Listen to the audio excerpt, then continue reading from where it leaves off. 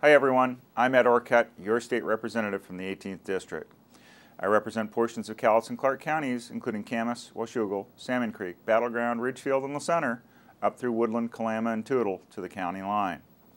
I'm reporting to you from the 2009 legislative session here in Olympia. Several of my bills have made it through the committee process and are now eligible to be pulled to the House floor for a full vote by the House of Representatives. House Bill 1838 will allow the Department of Fish and Wildlife to open up opportunities to fish for trout in Spirit Lake. It would raise some revenue above the amount needed to administer the fishery. House Bill 1038, called the Specialized Forest Products Bill, will help those that are employed in the specialized forest products industry or those who use specialized forest products, like carvers, mushroom pickers, and others, to more easily comply with state law regulating harvest and transportation of these products, while still maintaining protections from theft for forest landowners. This one took a lot of work with Democrats, the governor's staff, and the Department of Natural Resources.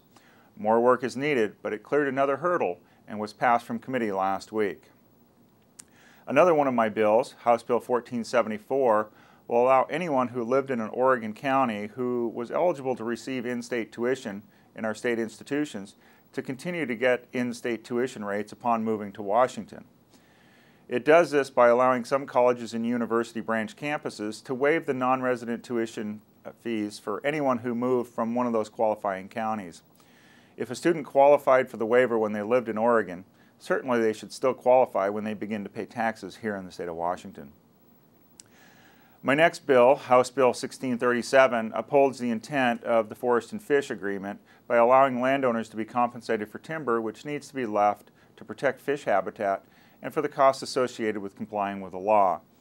It also allows compensation in some circumstances when landowners leave some additional timber and provide even greater protection than required.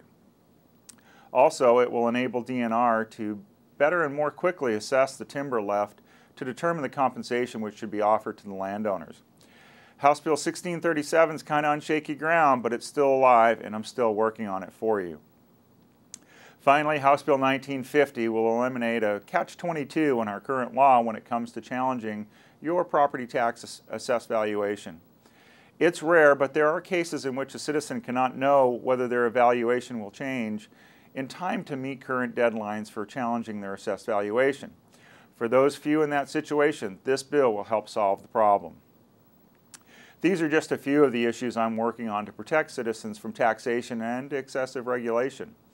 I'm also working with a number of legislators to improve job opportunities and to balance the budget with the least impact to services and to citizens who rely on those services. My priorities for the budget will be funding education, protecting our most vulnerable citizens, and making our streets safe. I want to thank you for taking the time to find out what's happening here in Olympia. I appreciate your involvement as we work together to make Southwest Washington a better place to live, work, and raise a family. As always, if you have any questions or concerns, please feel free to contact my office. You can use my direct line at 360-786-7812. Again, that's 360-786-7812. You can use the toll-free hotline or send a message by email. And don't forget to check my webpage for news. I'm Ed Orcutt, your state representative. Thanks for joining me.